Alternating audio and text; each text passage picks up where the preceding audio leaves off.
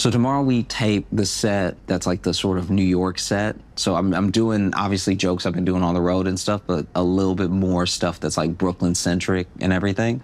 I remember early on, when I was living here, I got to do a showcase, and then I got to open for somebody at the Bell House. So we sold out both shows, which is like, I know it's not crazy for like any successful comedian is like, okay, you sold some tickets, so what? But just for me, it's like this whole week of like, we sold out Talia Hall in Chicago, and that's where I started, and then that's the most tickets I've ever sold. I don't know, I'm just like really excited about that, because I think that as much as you don't want to get caught up in any sort of like money, fame, whatever, it's just proof that what I'm doing people are resonating with, and so that feels really special. So tomorrow we're doing 2 shows at the Bell House, and I don't know, I'm like a kid, man. I'm really excited, and it's because I've lived in New York so long, I feel like I'm doing it now for like my friends, and yeah, I just get to show what I've been working on in a way that still feels like pretty personal, you know? Wow. I love y'all. Thank you so much for being here. This is like... I've been living in Brooklyn for a long time, but I grew up in Louisiana. Nah. This is the thing, when you tell people that you grew up in Louisiana, whether you're at a party or a show, there's always somebody that's like, oh my gosh, I love New Orleans. And then I have to be like, yeah, that's not where I said I was from.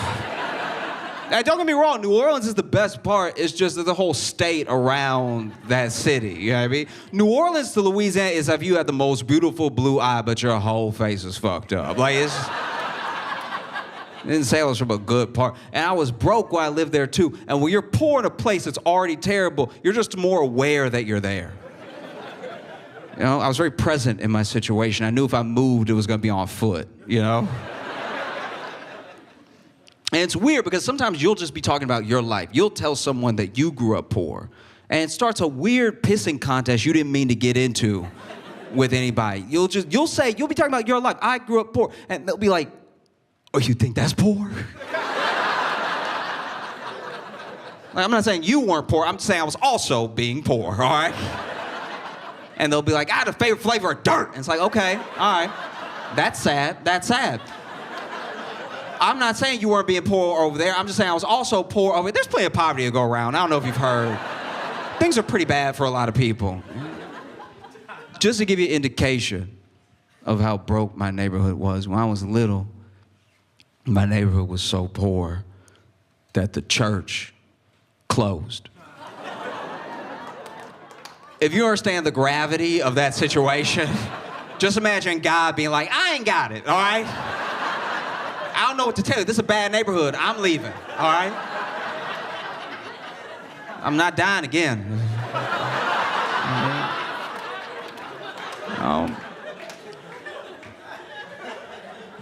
I lived in Louisiana, didn't have any money. I moved to Chicago, was somehow poor. And now, living in New York is the first time in my life where I'm like making money, things are going well, able to take care of myself and my family and stuff like that. But it's crazy because all those years I had no money. And the first year I had any money, they taxed me like I always had money. That's pretty fucked up, isn't it? Like I just got, you can't give me like a leap year or something to make sure this sticks? I did the thing you're supposed to do. I pulled myself up by over imaginary bootstraps people are always talking about. And as I'm edging my way up the cliff of poverty, the government is staying at the top like, we would like most of that money, please. And look, don't get me wrong, I grew up the beneficiary of tax programs. I have no problem paying my fair share of taxes. I just don't like the way that we have to pay taxes. Just tell me what I owe. Like, send me a bill, don't make me count. This is their job, and if I do it bad enough, I go to jail. That sounds fucking insane. Because I owe whatever you say I owe, so just tell me what I owe. Because then when you get the number wrong, you get a letter from the IRS the next year where they're like, hey, you're actually off by like $2,000. So you know!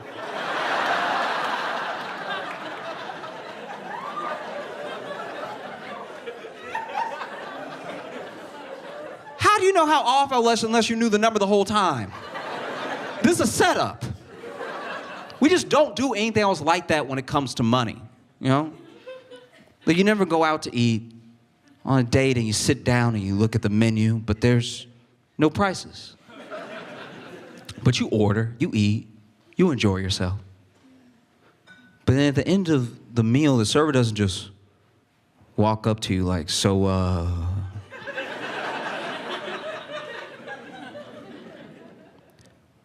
how much do you think it costs?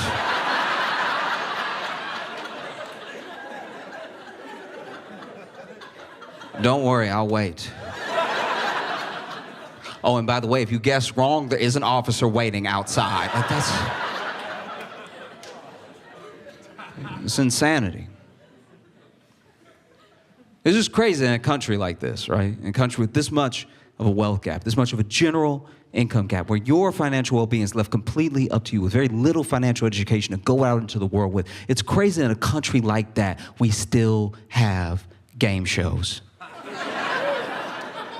That doesn't feel weird to anybody else that every night hundreds of people are getting on live national television to win life-changing amounts of money, and they lose and they still clap. That's the most Black Mirror shit we do. How is no one cursed on a game show yet? You went from $80,000 to zero. How has no one ever just looked down and been like, fuck?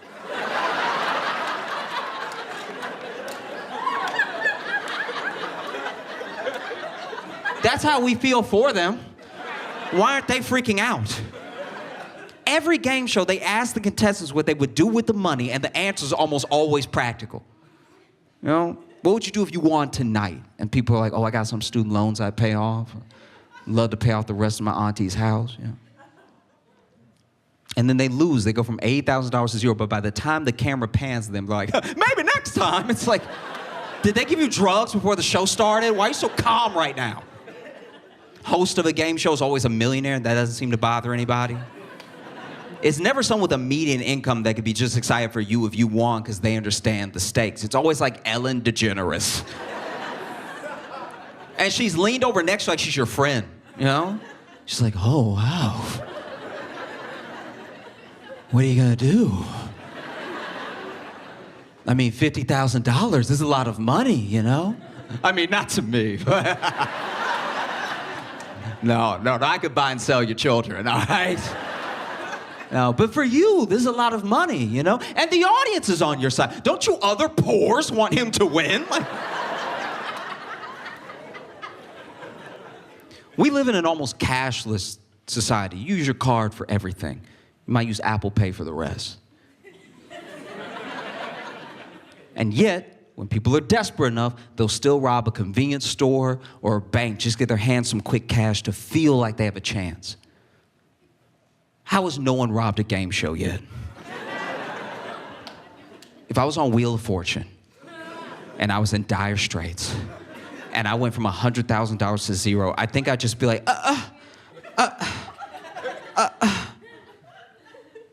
I'm sorry, Pat.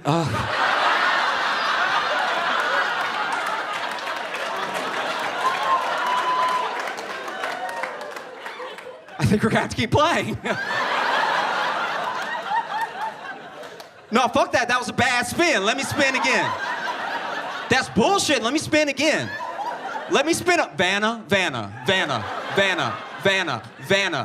If you move, I will blow your head off, all right? I can touch the screens myself.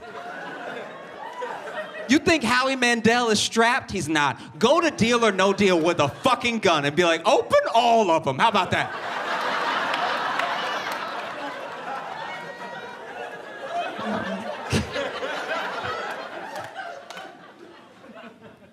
I've been watching my friends date, and it's hard out here, you know? It's tough for people, especially because we're not kind to each other. Like, it's terrifying to be vulnerable when you know people are just ruthless, you know? And the thing I watch happen more than anything else, especially between men and women, is we'll use a stereotype to write the other person off, you know? Like, from men to women, it's crazy.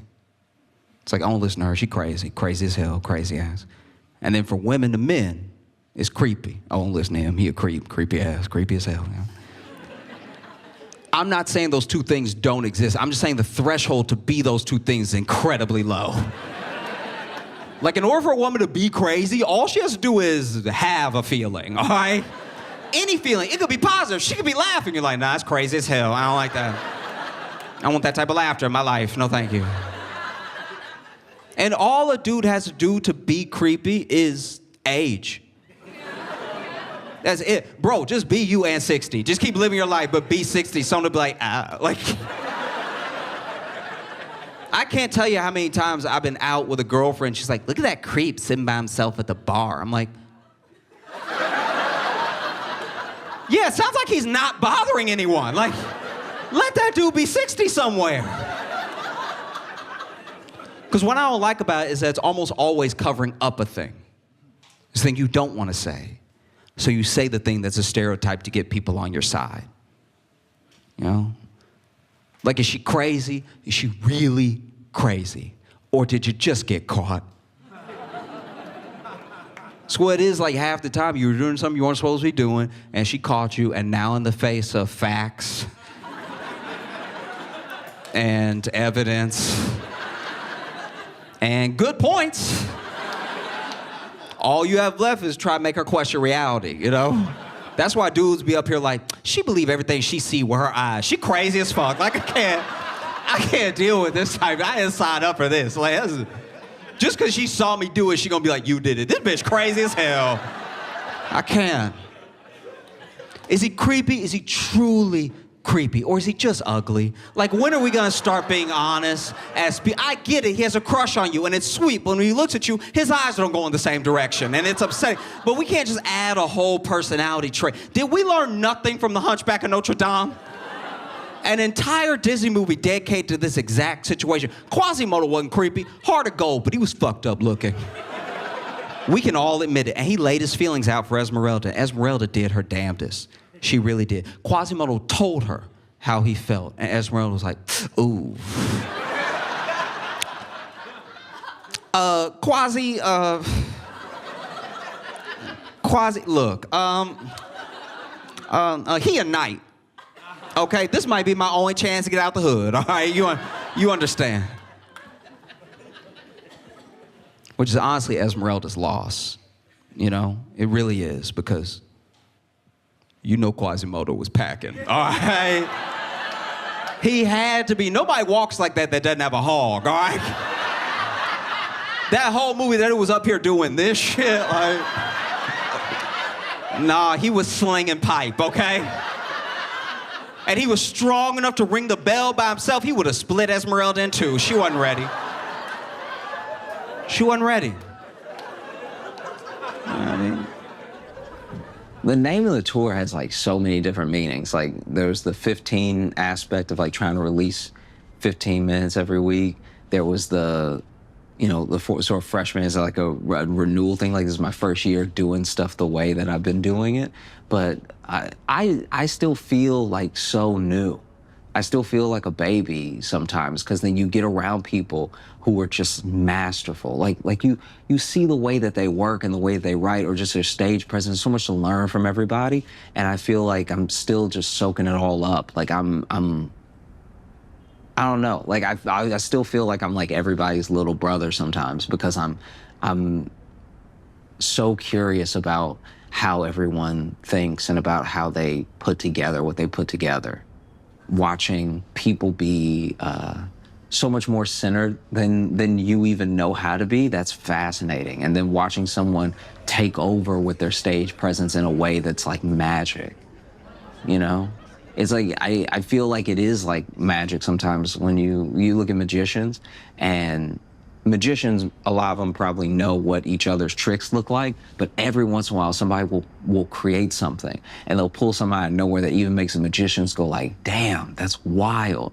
And I feel like that for jokes sometimes, you know, and that's what I want to create for other comics and other people. It's just like, you think you know where I'm going and you don't, you know, or just the whole overall thing was like an experience. Y'all have great laughs. I love y'all because y'all are actually laughing. You know what I mean? Like, you'd be surprised how many people pay money to come to a comedy show, buy drinks, and then still don't laugh because they're self-conscious about their laugh. But your laugh is still you expressing joy.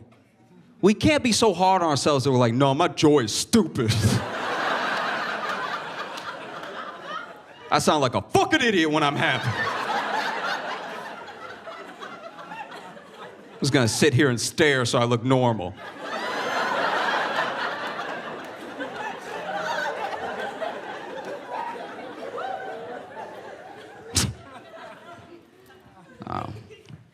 In the entire time that I've been doing comedy, I've honestly only ever heard one weird laugh.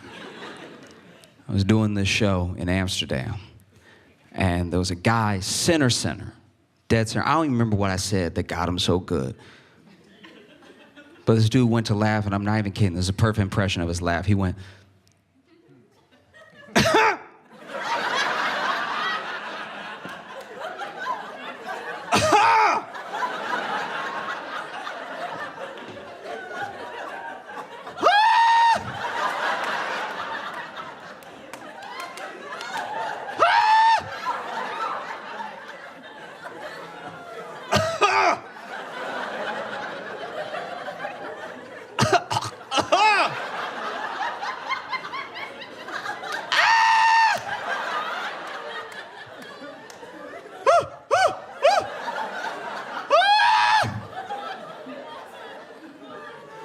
not only did I stop,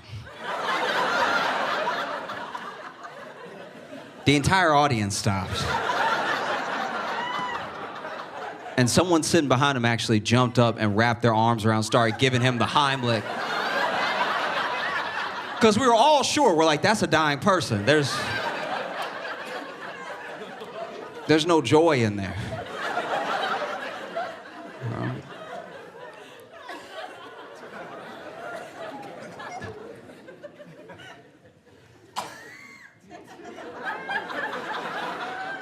I'm not gonna lie, I had a flashback just then. Like that. When you coughed, I was like, there's no way. There's no way he made it to Brooklyn. That's wild.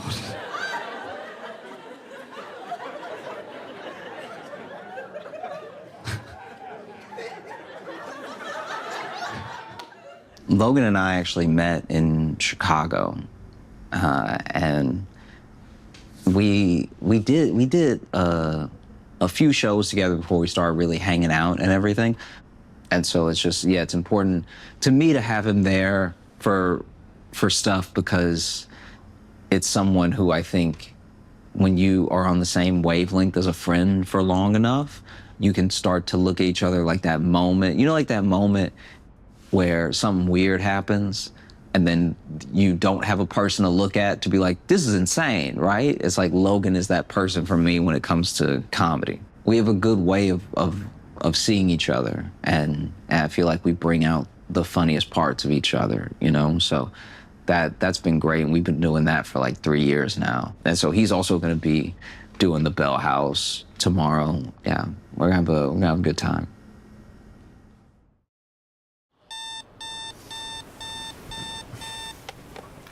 I slept pretty well. I had that sleep where you fall asleep and then you wake up in a panic, thinking it's been maybe 10 minutes and it was all night, which I think is good sleep, even though you woke up like screaming.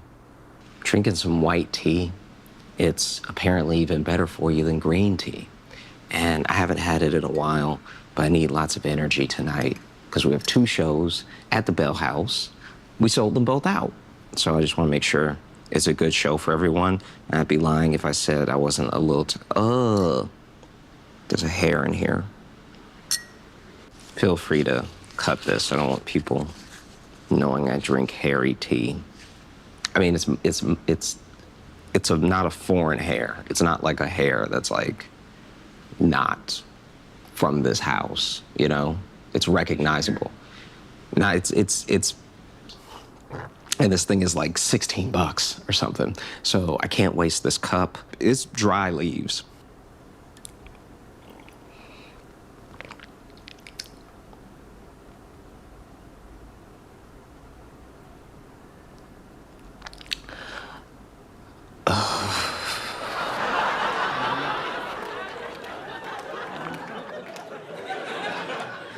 I think I've been freaking out about getting older in a way. Like I feel like it's hard not to compare yourself with anyone else your age and just or anyone in your career and everything and wonder if you're not aging in like the right way, you know? And I wanna age as best as possible because it's coming. There's nothing you can do about it. But there's just so many, there's only a few lanes, it seems, as an old man that you can go. There's only a few directions. You could be creepy old man. You could be like an angry old man. You could be a sweet old man. Or you could just have dementia. Like, it's just,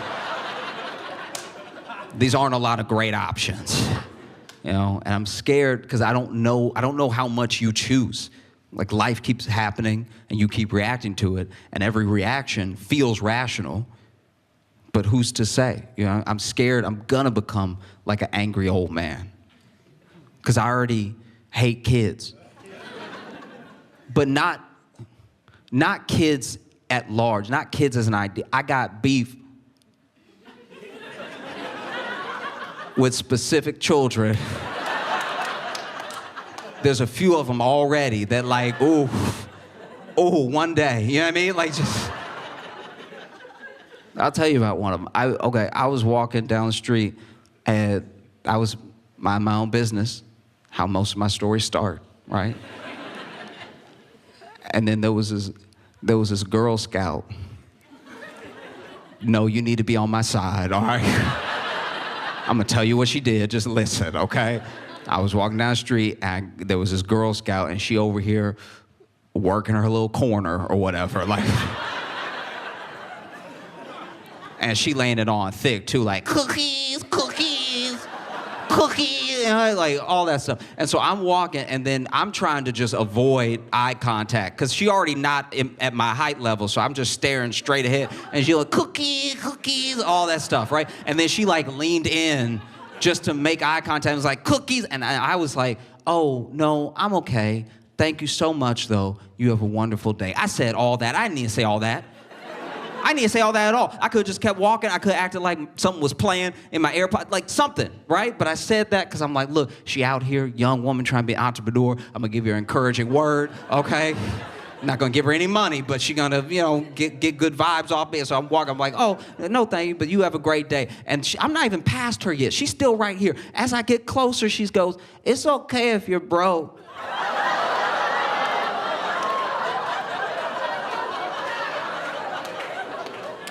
What? What? Who? What do you do next? Do you know what I mean? This is crazy. This is just, and so that I shouldn't have stopped. I should not have stopped. I should have just kept going about my day. But now I'm like level with, and I stopped. I was like, excuse me? And she goes, it's okay if you're broke. She said it again. That's the Bronx. Like, that's something specific in a person to say that I'm closer to you now. That's crazy. You're out here by yourself. Where are your parents? You're out here selling cookies on the corner talking shit. That's so insane. And it's like, what do you do next? I can't just be out here yelling at this. I can't just be a grown black man out here on the street yelling at a little girl holding cookies. Fox News would have a fucking field day. If I'm just out here, they get a still of me like, and she's holding the cookies like this. New York Post, black man strikes again. That's... No, what do you do? So I hit her with everything that felt like within the parameters of polite conversation to do. I told her, I was like, Santa ain't real, all right? No, because she was gonna find out anyway. And with a little girl like this, Santa ain't coming anyway. So like, let me just... I'm like, Tooth Fairy ain't real, Easter Bunny ain't real. And she was like, I know. And you don't have any real money. And I left. I left because what do you do? So I left. But I was like, I'm gonna go home, and I'm gonna pray. All right. I'm gonna pray against this little girl. Lord, just keep her that same size her whole life. Just.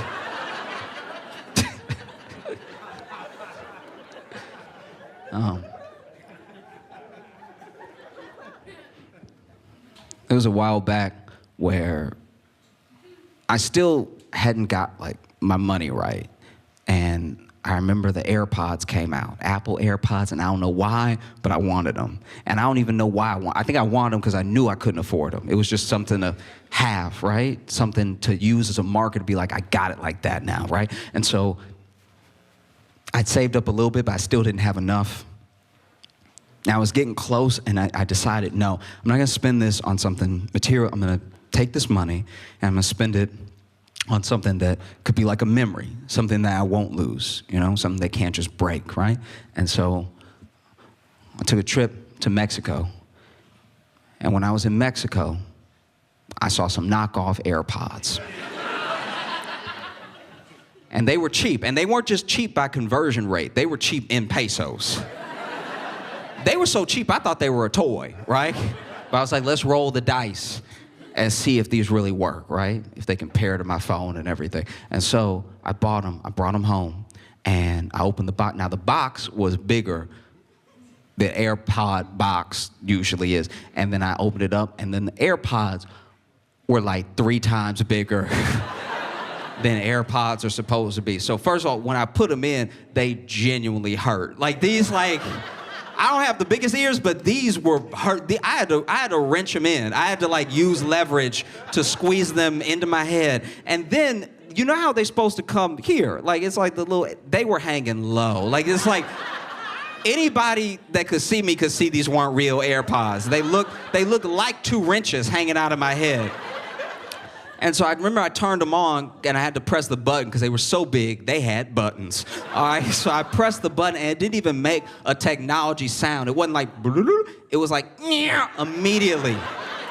And I don't know if this is related, but as soon as I turned them on, my balls hurt. I don't know if that's part of it, but I turned them on, and it was like, oh. And like, immediately. And so I turned them on, and then while I had them on, my mom called me. And I've never used any sort of listening device that could connect to Bluetooth where somebody called you and sounded like they were behind you. Like, I hit the button to answer the call. I was like, ding, ding, and then, because you had the ding, ding, and then I hit the ding, ding, and then I was like, hey, Mom, and she was like, hey, how you doing? I was like, oh.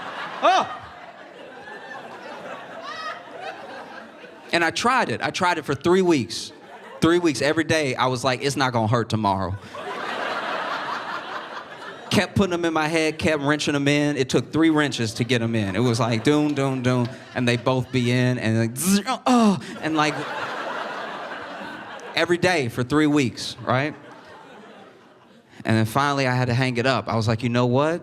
If you want something, you gotta get the real thing, you know? You gotta get the genuine product, and so I went ahead, I put them up, stopped using them, saved up my money, got some real AirPods. But then the real AirPods, they didn't fit in my ear because I had stretched it so much. And my right one snapped back a little bit, but my left one still loose. Like, my ear ussy is not tight at all. It's loose as hell. And so if I even yawn, the left one fall out. The left one is consistently in danger. I only put the right one in on a plane. I can't risk it.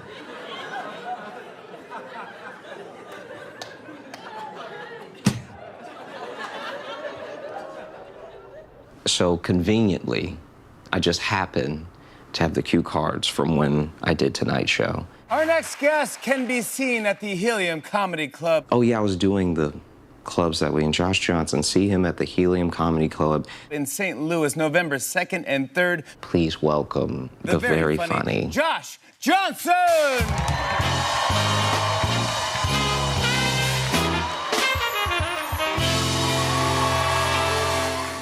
And then these are the jokes I did. Guys, I'm Josh Johnson. Thanks so much. Y'all have a great night.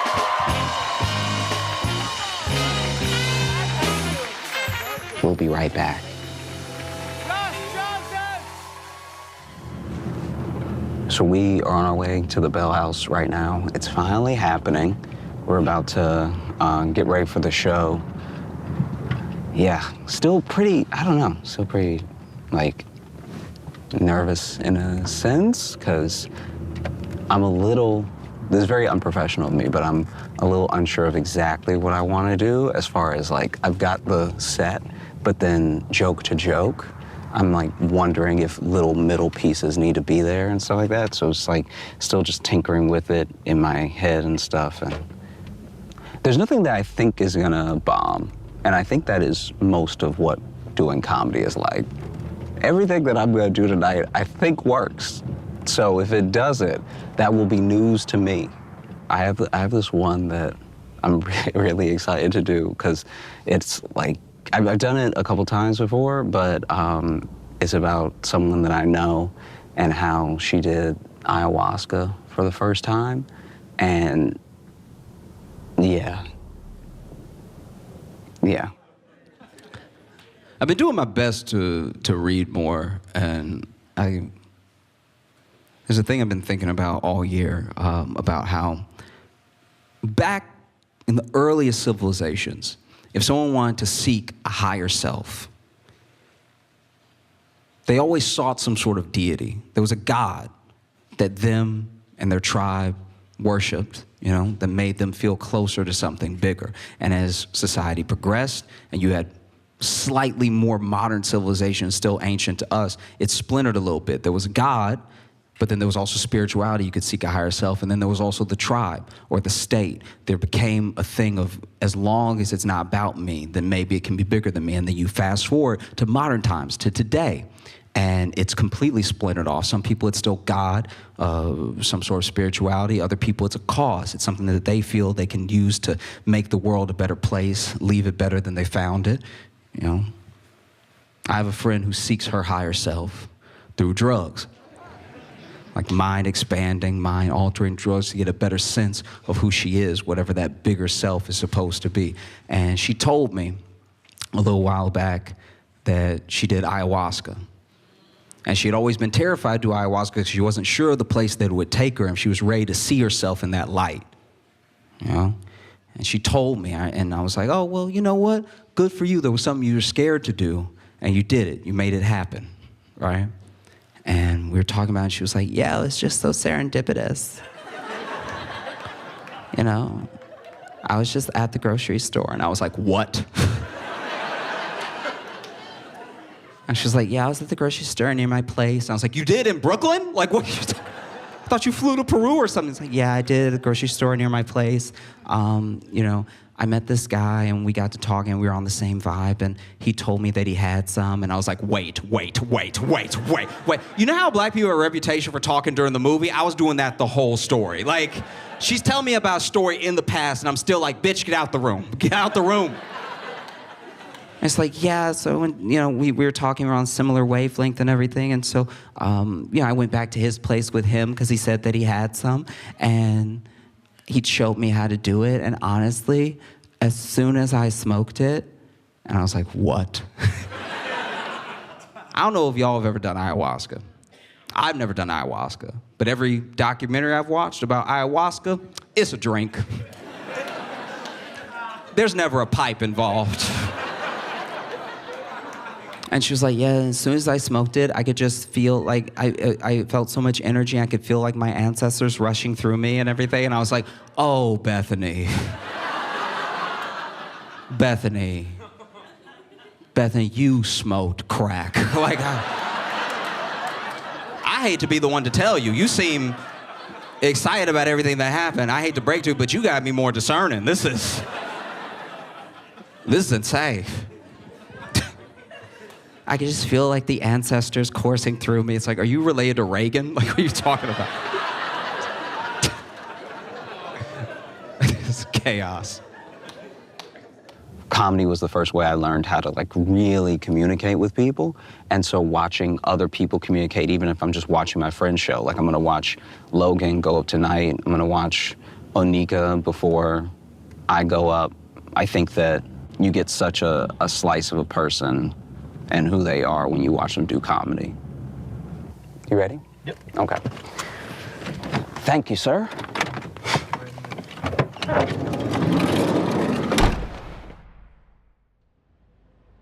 Do you get nervous? Are you nervous?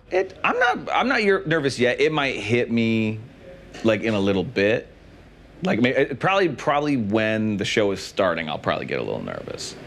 Oh, okay. Yeah, that makes sense. But I feel like I don't get, once I'm up, everything is fine. Yeah, once I'm up, it goes away. But it's like it'll start like Yeah. once like they start pre-show announcements or whatever. Once lights change, then there'll be a little bit. Yeah. A lot of times not much, but maybe for something like this, maybe a little bit more. Once I am up there, though, I feel like I am where I'm supposed to be. So it Yeah. all sort of melts away. I'm very grateful, though, to a good portion of my family. Family teaches you how to deal with the same type of people that you're gonna meet out in the world as them, right? I feel like I deal with crazy people well because my uncle. My uncle is a conspiracy theorist, but he don't believe in any of the popular ones. Everything my uncle say, I've never heard anybody else say in my entire life. I was at my uncle's house one time. I was just chilling with him, right? Sitting there watching TV, out of nowhere. My uncle turns to me during a commercial, and he goes, "You know them kangaroos is a myth."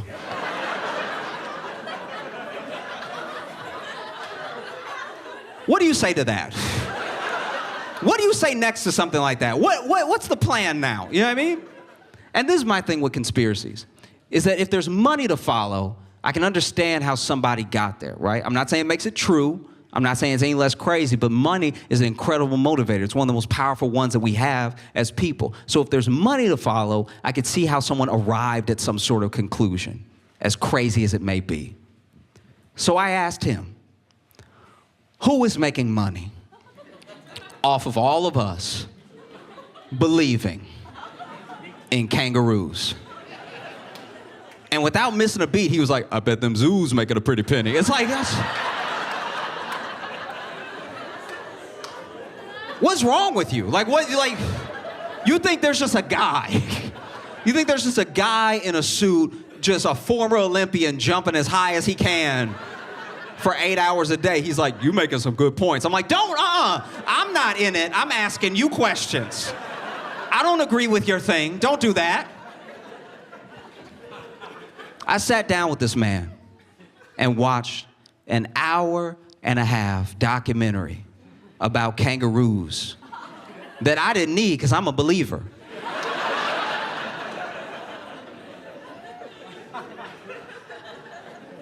And at the end, he just turns to me, he's like, "That's a deep fake. I know a deep fake when I see one." I'm like, "You're beyond help." I think that's why I'm so freaked out about getting older. It's the way that we treat people who are older. It's who we turn into when we get older. You know? Like I've had the blessing of being around people who were much, much, much older than me. There's a relative I have. He's so old, we don't know how old he is. We just, and now he can't even tell us. He's like, from before. A lot has happened. But we know he's over 90 because he got that 90 face. You know what I'm talking about here? He got that. Everybody in here who knows my 90 know what I'm talking about. They all make the same face. They're always like, "Huh!"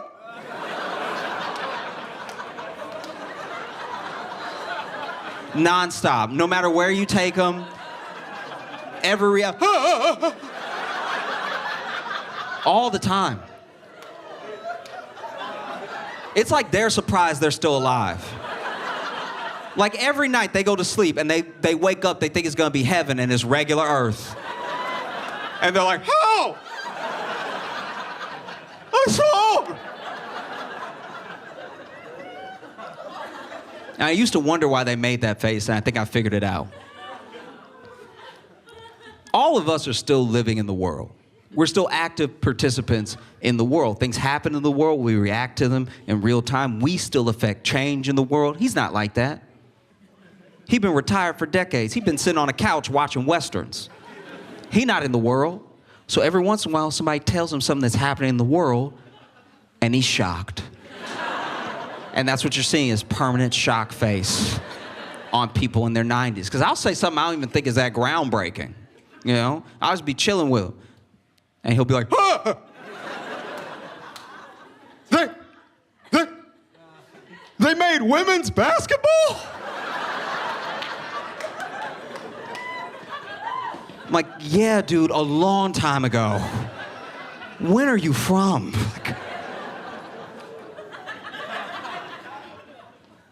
You know? But it is a blessing to have people like that in my life. It actually, you know, I appreciate it for what it is. And I hope I get to live that long. But if I do, then I'm gonna have a thing. There's gonna be one day where I'm like, ah! It makes me wonder what mine is gonna be. You know? Like, it's probably gonna be a sex thing. I feel like social stuff, I'm pretty malleable and things sort of roll off my shoulder, but I think one day in 2050, I'll be sitting there like, huh? They're sucking elbows now?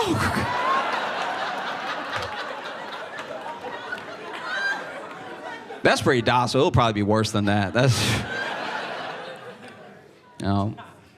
Has somebody ever asked you to do something in bed that made you go like,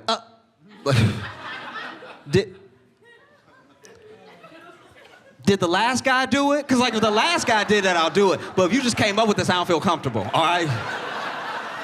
Don't get me wrong, if the last guy did it, I'll do it. I'm not gonna be outdone. But if you just came up with this, I need to do some research because I've never heard of that before.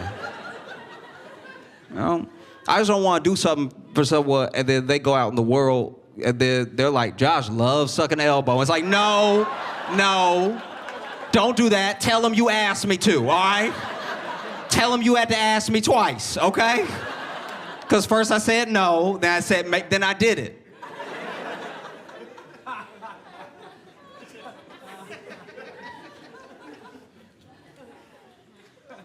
I sucked a girl elbow one time, and she asked me to. I didn't get it either. It didn't make sense to me. Sitting there like, is your wiener stimulated? Like, no.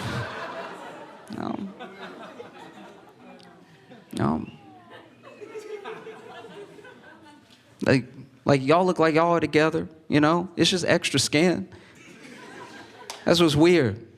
Like y'all might go home later and get a little freaky and everything, and like, look at your elbow and look at his balls. That's the same skin, you know what I mean? That's why I don't like when women are like, ugh, balls are gross. It's like, you got balls too, bitch. Don't do that. How do you feel the tour has been this year? Because this kind of whole year has been the freshman tour. And we've been a lot of different places, both flying, road trips, a little mix of everything. How's that all, when you look back on it? When I look back, I feel really good about it because I think that I think that we've both grown, and I also feel like we've made better and better shows for. Oh well, now you're ruining it. Don't touch me. This is terrible. Sorry, this is actually how we are. I'm sorry if it's bad for this. This is. I think that we've made better and better shows for people to come to. I think so. I think that for the most part, I can't help but be happy with everything. And then it's great to meet people afterwards and hang out with them and talk to them and stuff. I'm always bummed out when there's like too much of a time crunch to do the meet and greet. Like if we have to leave or something. Yeah. Or if there's another show right after or something, like that always makes me a little sad because I do like to meet everyone and I don't know, I'm a chatty guy. Yes. And that's why sometimes with meet and greets, I'm working as security to keep it moving. Rogan to the stage, please. Yeah. I do want to take a second to thank every single one of you so much for being here. Thank you for watching. Like, my life really changed this year, and it's because of y'all. You know?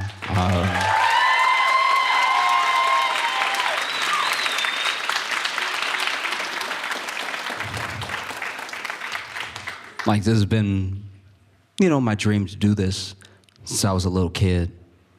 And I'm doing it now because of y'all, you know? I think if it wasn't for y'all, I'd just be in a room by myself, which would be pretty jarring, you know?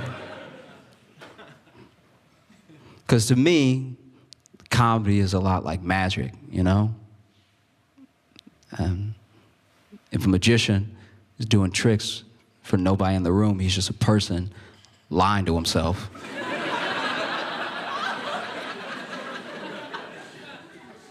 About to make this disappear. It's in my hand. You know? And it's the same way for comedy. If I was here without you, I'd just be sitting in a room by myself being like, maybe this is a good idea. So I appreciate y'all. And I've had to do a lot of self-reflection this year. Maybe I can make this idea make sense. Okay, there's a person that I think that I am, and a person that I actually am. And I spend all my time trying to make sure that those two people are the same person. Does that make sense? I don't want to walk around delusional, not really know myself, what I'm like, you know? Best example I can give is, years ago, I was at this 4th of July celebration. It was gonna be the biggest one that the county I was in had ever put on. They had spent thousands and thousands of dollars for these like tubed cannons pointing straight up, right? And they set them up all the way down the parking lot, all the way down the beach, almost to the water. And at 8 o'clock, they started firing them off. It's the loudest thing I've ever heard. And it's one of the most beautiful things I've ever seen because it took up the entire sky. I still don't know what went wrong. But out of nowhere, 2 rows of the cannons fell over. So now they're shooting at us. And so we scatter, right? And as I'm running, I see this one woman off by herself. As the fireworks are shooting past her, she's just going, oh. And it's like, first of all, what is your plan here, ma'am? Your whole face is still, what is this hand protecting? And then a dude who I have to assume was her husband because he didn't look like a boyfriend because he didn't look good. You know what I mean? Like, he just, I don't know, he had those bad knees like he played football in the 70s or something. He's like, I'm coming, baby.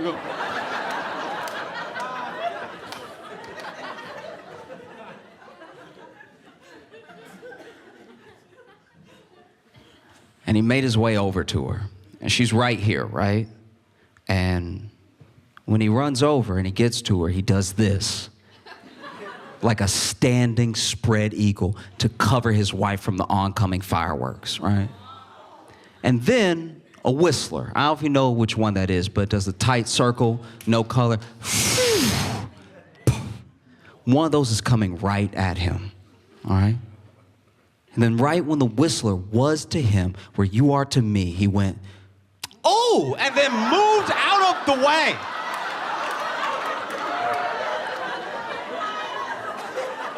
His wife caught the full shit in the chest. It was exploding on her chest. And I don't know if you watch anime growing up, but it looked like the bitch was powering up. Like she was like, oh! She looked like Goku for 6 seconds. Like, oh! She got so bright, I was like, she dead. There is no way.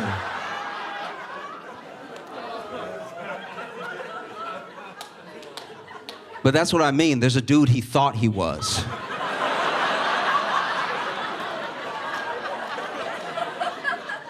and a dude he actually was. Because in his mind, he was the type of dude to take a whistler to the chest for his wife. But in real life, he was a dude willing to find a new wife. Like, thank y'all so much. I'm Josh Johnson. I appreciate you. Thank you so much.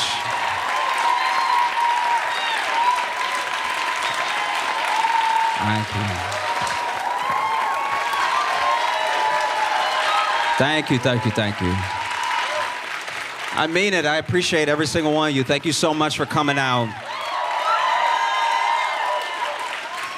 And there's a lot more to come. Thank you so much. Have a good one.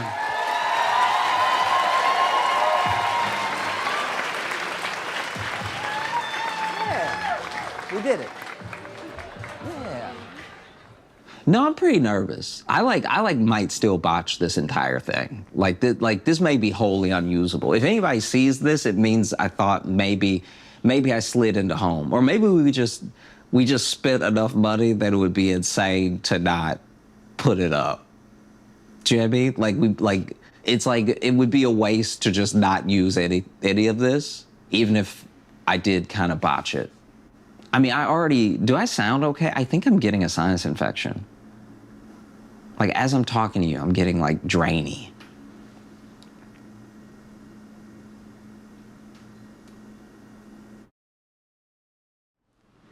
I'm just gonna do something to, like, say thank you for everything. So I'm gonna read it to you.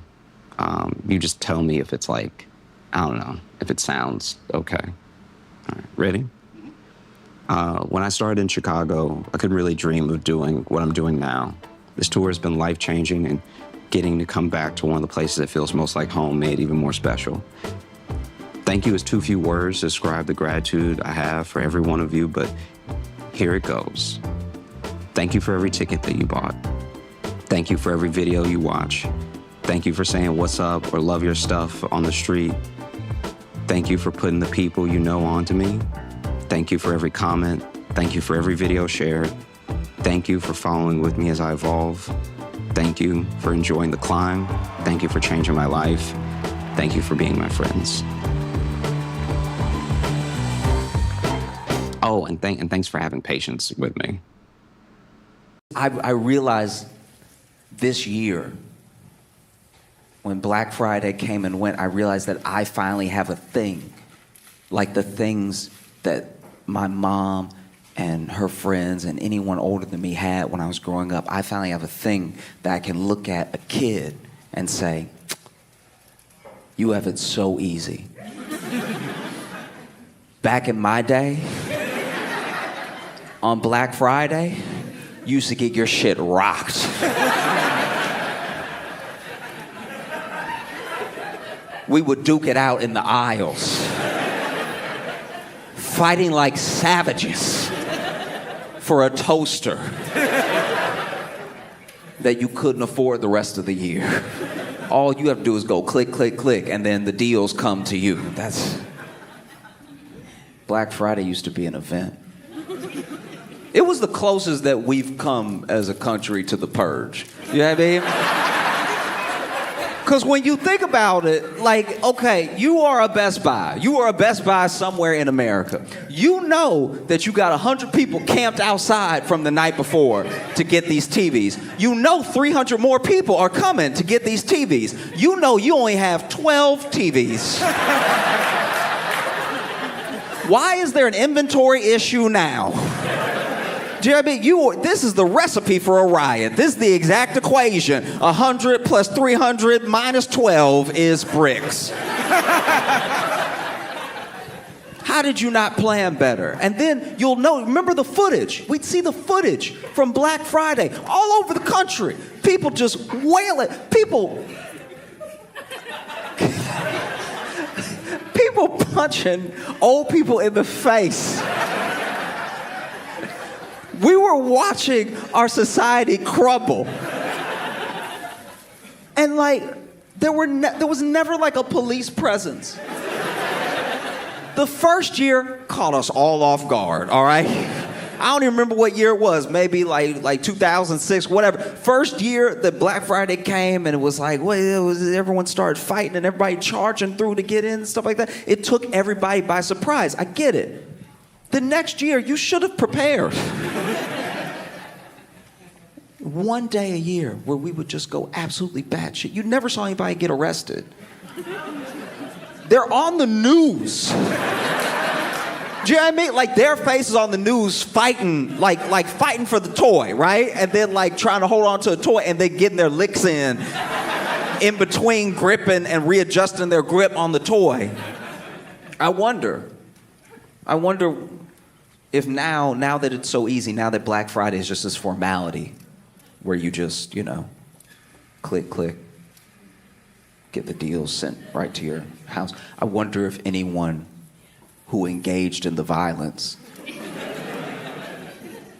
is embarrassed. You know what I mean? Like, because think about it, because you couldn't have known what the future was going to bring. But if you had just been a little bit more patient and let the technology catch up to the demand, you wouldn't have had to rock so many nanas. You know what I mean?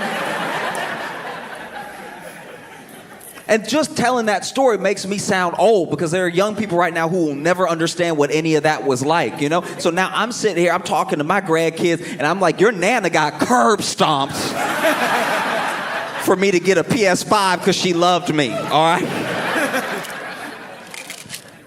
Oh, it's absolutely insane.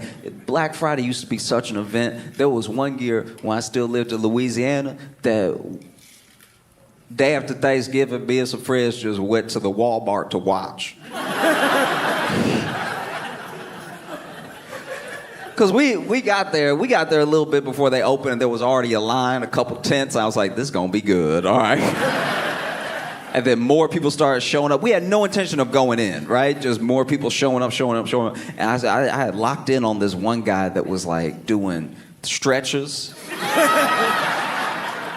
But he was doing the most inefficient stretches I've ever seen in my life. Because he was trying to do the hamstring stuff, but he was just popping it. He wasn't like holding it. He was like, I was like, he gonna get hurt. That's the one's gonna go down first, right? And then sure enough, they opened the door and he got stands going. He's ready to get in there. And they open the doors, everybody rushes in. I don't know what he tripped on. But this man went down immediately. And then in the distance in the parking lot, all we could see is just every time somebody stepped on him, one shoe would go up. Like he was out here floating top to bottom. You could tell every time he got stepped on. I was like, I hope he's all right.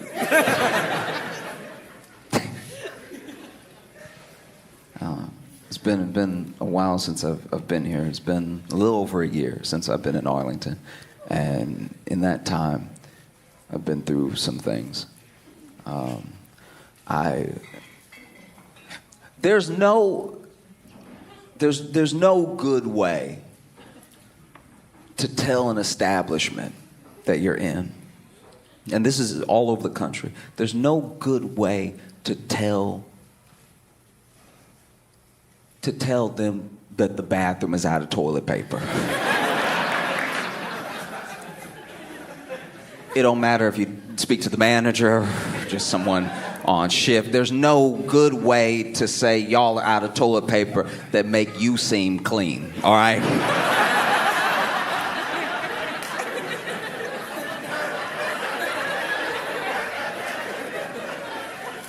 Because you just trying to help. But when you walk up and say y'all are out of toilet paper, when you make a definitive statement like that, you're saying some things without saying them. And you making people wonder something. You making people ask questions about you as a person, because then that means that either you didn't wipe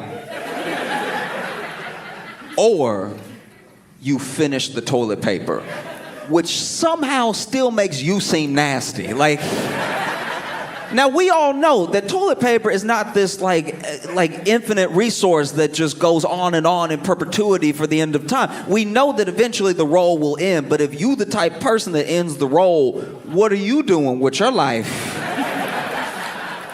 That rolls end when you go to the bathroom. Because when you think about it from their perspective, everybody else went to the bathroom and everything was fine. But then when you went and you came out, all of a sudden we don't have any more toilet paper in the building. Sounds like a you problem, right? I'll be vulnerable for a second. I was at a Denny's. I was at Diddy's with some friends, and I went to the bathroom. And you never want shit at a Denny's. That's never the plan. That's never something you're doing on purpose. You know what I mean? That's either an emergency, or you're trying to make room. You know what I mean? Like I didn't want to go to the bathroom, right? I thought I could go ahead, I could power through, but in the end I was like, there's no way I'm hitting a grand slam with what I already got going on, so I don't want to waste food. Let me go ahead and go to the bathroom. So I went to the bathroom, and then I went to the bathroom, right? And I'm sitting there, and then I went to reach for the, and I didn't feel it. It was just air. It was like just air where there's supposed to be toilet paper, and it's such a natural motion that you're not even looking when you reach. Because you know toilet paper is supposed to be there. Like, reaching for toilet paper that's not there is like... You know, like when you pray and your prayer don't get answered? And you're like, well, what is all this for? You know what I mean? Why do we have civilization? And so then I reach and I don't feel anything. And I'm not even thinking about it right away because I'm on my phone. So then I just reach a little higher. So I'm like reaching a little bit higher. I still don't feel anything. It's still nothing but air. And it's such an odd feeling when you go for something that you think is supposed to be there and then it's not. Like, you know, like when let's say you're on your phone or something, you're not really paying attention and you're walking up the steps and then you take that extra step, but then there's no extra step because you're at the top of the steps and then you go like... And you didn't trip. You did the opposite of trip. You're still upright, but you feel weird. You're like, oh, wow, all right, that was odd, okay. That's how it feels, because I'm sitting there and I'm reaching, and then finally I reach up and I feel raw roll. Like I feel the cardboard of the roll. So then, and I don't know why I did this, but like I even flipped it just in case something would fall. So I flipped it. And I even heard the like duh, duh, duh, duh, duh. Like it was truly nothing. This was a raw roll. Now there's nothing on it. It's bone dry, right? And I don't even know why I did that, because it was instinctual though. I was like, there's got to be something here. Life isn't this unfair. You know what I mean? And so I did and you know, like when you walk into a room and you go to flick the light switch on and the lights don't come on. Now you know that if the lights don't come on, that the bulb is blown, but you will still sometimes turn it off and turn it on one more time just to be like, maybe I didn't give the light a chance. You know what I mean? Like maybe, let me go ahead, flick it off, flick it on, because that was my fault. I ran in here too quick. The light didn't even know I was going in this room. Let me give the light a chance to act right, you know what I mean? And then flick it on, flick it off. And then when it doesn't come on the second time, you're like, oh, the bulb is blown. But sometimes you just do it to be like... So I'm sitting there and now I'm panicking. Because what am I gonna do? What do we do now? Because the last thing I'm gonna do is stand up, put my pants on, walk out there, and walk up to someone and say, y'all out of toilet paper. That would be insane. But I also can't live here.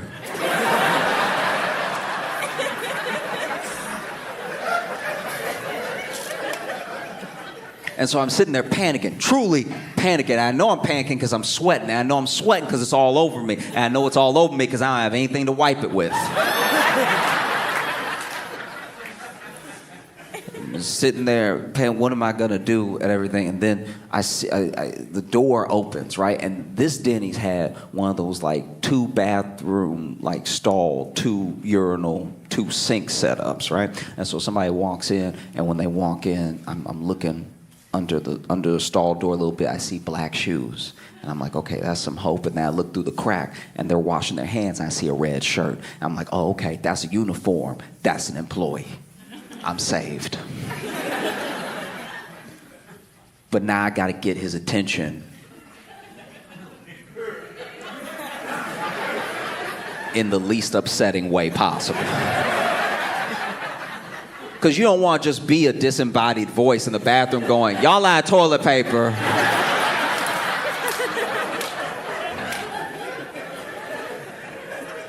So then I'm in my mind at the time, in the moment, the only thing I could think to say was, help.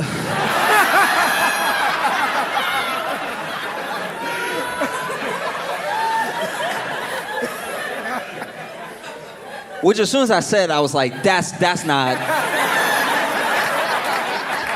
Because now he don't know what type of help. Like, am I stuck? Is like, does he need an ambulance? Is this doctor help?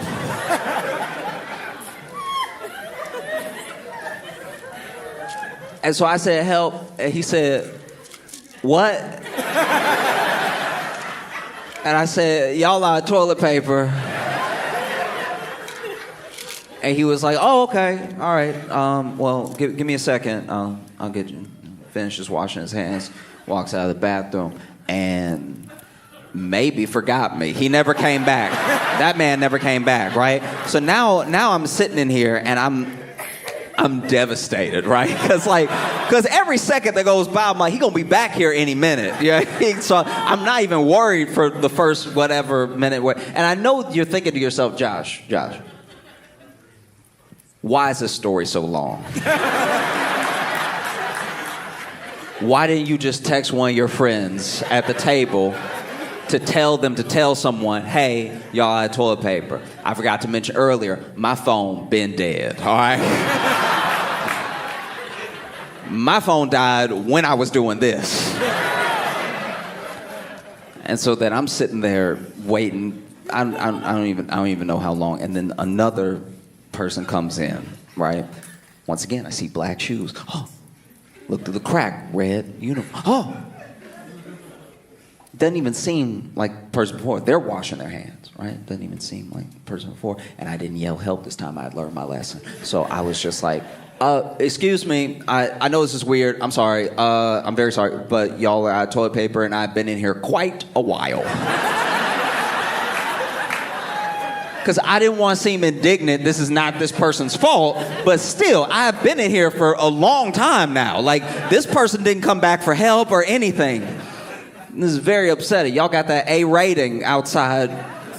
I can turn to a C real quick, okay? I just want to let him know I'm in dire straits out here. And, he was like, oh, I'm so sorry. And then he went, left and then immediately came back. And this is how I can tell you he was a hero, right? Because on the other side of the stall, I can hear him picking at the roll, trying to get, because like when you start a new roll, how those first sheets glued.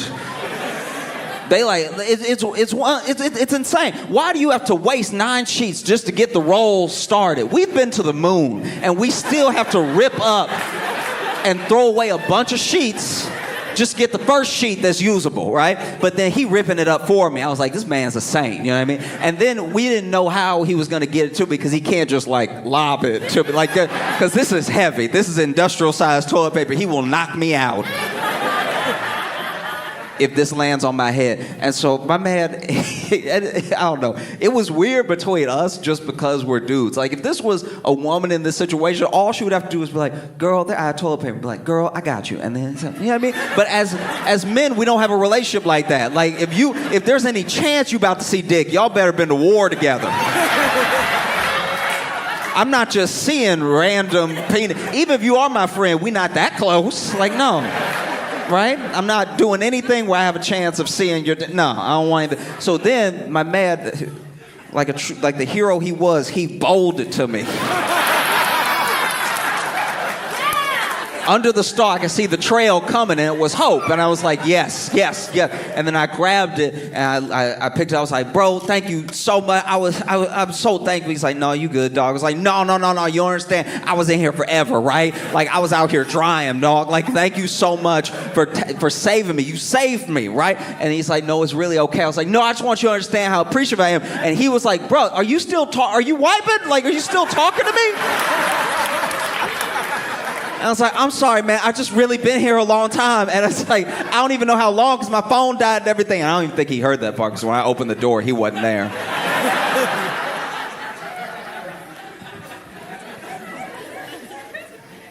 But yeah, I've been through a lot.